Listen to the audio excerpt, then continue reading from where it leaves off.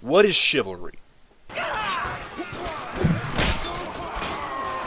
Give me back my sword, bitch. Chivalry is fighting to the very end.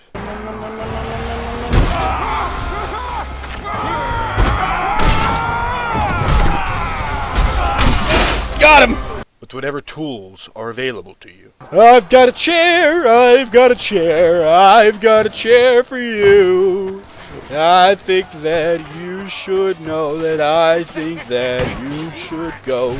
Take a seat, take a seat, take a seat. Come on. But is it any good? Let's talk about that.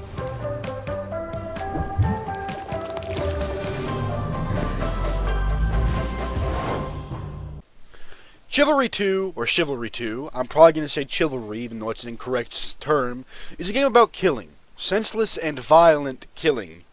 And, God, I fucking love it. Now, when Chivalry 1 came out, I was 9. And I didn't have a PC, so I really only experienced it through channels like Uber Hacks or Nova with his Chivalry Deadliest Warrior videos. I am the last of my kind. The Norse ninja. The Norse ninja. The Norse ninja! Now, putting what watching content like that at such a young age did to me aside, I did have very high expectations for the game while making this video. I feel the best way to structure it is showing you the good, the bad, and the ugly. Because there are a lot of instances for all three of these categories. Whether that be good, bad, or ugly, there is quite a lot of all three. Now, that's not an insult to the game. As you will see going in, I actually do very much so enjoy this game.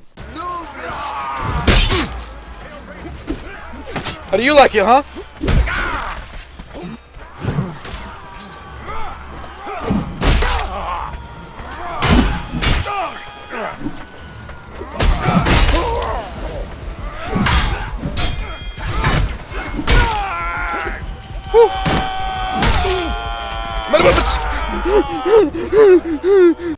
Part 1. The Good. Starting out in the game was surreal. It felt amazing being able to play a medieval game that wasn't For Honor or Mord Howe.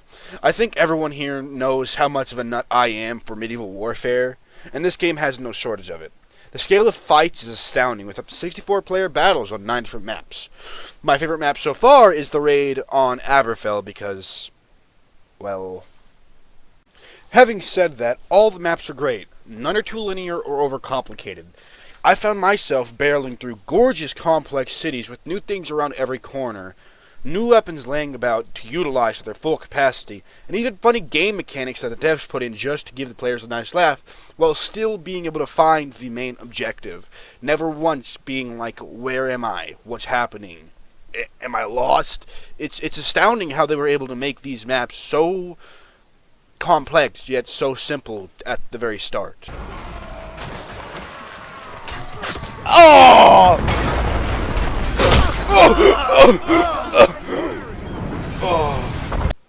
Part 2. The Bad. Okay, so, I know I'm just beating a dead horse here. Archer needs a big nerf, or a complete change from class to ability. Simply because of how overpowered their range is. The standard bow can deal upwards of 100 damage on a headshot from miles off, and can loose multiple arrows with very little delay. Now, of course, this wouldn't be so broken if classes had more mobility.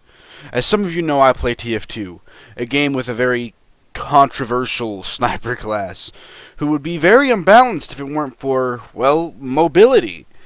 Classes like Soldier, Demo, Scout, and hitches shots or stays behind his teammates. Any class that tries to take the Archer out will die due to the Archer's high damage output and distance, or to the Archer's team who defends them.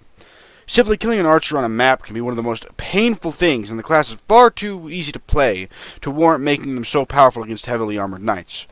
I would propose making the Archer be forced to target weak points in enemy armor, give classes like the Knights chinks in their armor around the elbow, back of the knees, and shoulders, where they are most vulnerable, and making it a one-shot when they actually hit a gap would also promote seeing the class's skilled playstyle rather than a cop-out from game mechanics, because that's really what the Archer is.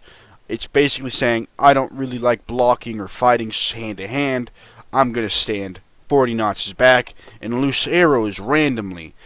Look at the gameplay that I'm showing you right now. It's not hard. Part 3. The Ugly. I'm sorry, but why on God's green earth is one team blue and the other red in a game where blood and gore is everywhere?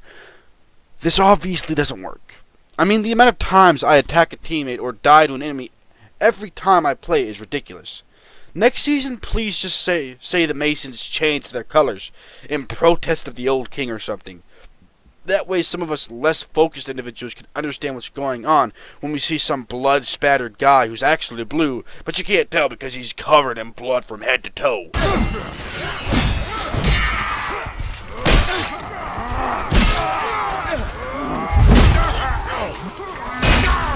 "'Tis but a flesh wound." Okay, now my least favorite part about the game. Masons, the red team, can carry blue shields. Why? I'm sorry, but this is such a simple thing to fix. I could do this in 30 minutes in Blender. I could make you a shield model. It won't be great, but it'll be better than what this set is. Just make it so when people pick up an opposing team's shield, it changes to a red color with the Mason's crest. Or better yet, if you want to keep the realism, have it to where they pull out a knife and scrape the front paint off. That way we don't have to worry about, oh, we see a dude shielding near a blue guy, or a red guy, but he's got a blue shield. So he's probably an Agatha. And then you run over to your teammate who looks like an enemy and you fucking try to murder them. Or let's say it's the other way around and you're playing Agatha and you see a line of people carrying blue shields covered in blood and you're like, oh, they're my teammates. They're just covered in blood because they made a team red in this game. Like, I don't know why we have to have this issue. I feel like the Chivalry devs just enjoy suffering. Like as soon as you're free to play. You're an enemy, yeah, your blue shield shows me that.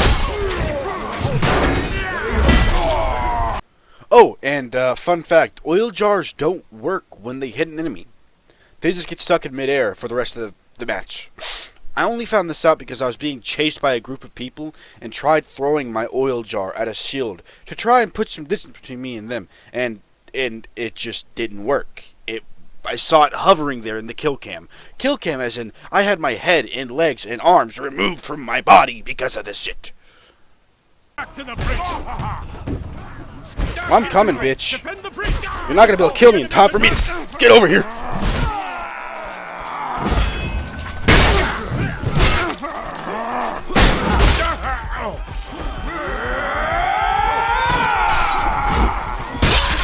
My firebomb didn't go off. And it's gone. So the firebomb just deactivated as soon as it hit the dude. That should have been death, instant death for that guy. I know I already said that I had a least favorite, but this is the real worst offender because the other thing was my least favorite thing. But this thing is just stupidly bad. Why is this able to happen?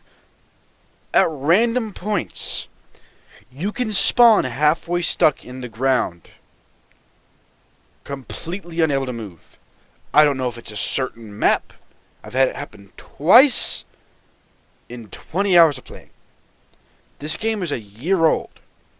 Maybe it's just my bad luck, but come on, please. I'm still gonna give this game a great review. I'm gonna give it a high number because I love it. It's so fun. But that's a serious, serious issue. That's fake laugh. That's as if my point wasn't already proven. I don't think so. Okay. Pull it out. Okay. That's my point proven. This game isn't in working condition. I don't know how old it is, but it really shouldn't.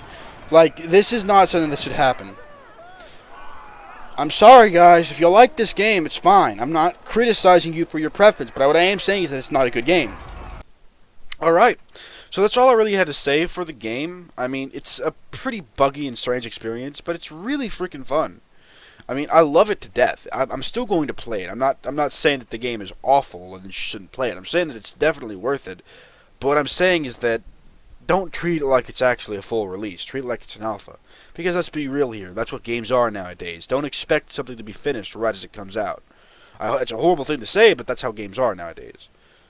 Overall, I rate it currently as a 6.5 to a 7 out of 10.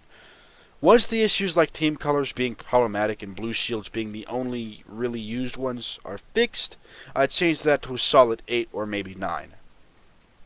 The piggy! What did they do to the piggy? Anyways, I hope you all enjoyed this random video from some random guy on the internet. I know I keep jumping between different games. The TFT video is still coming.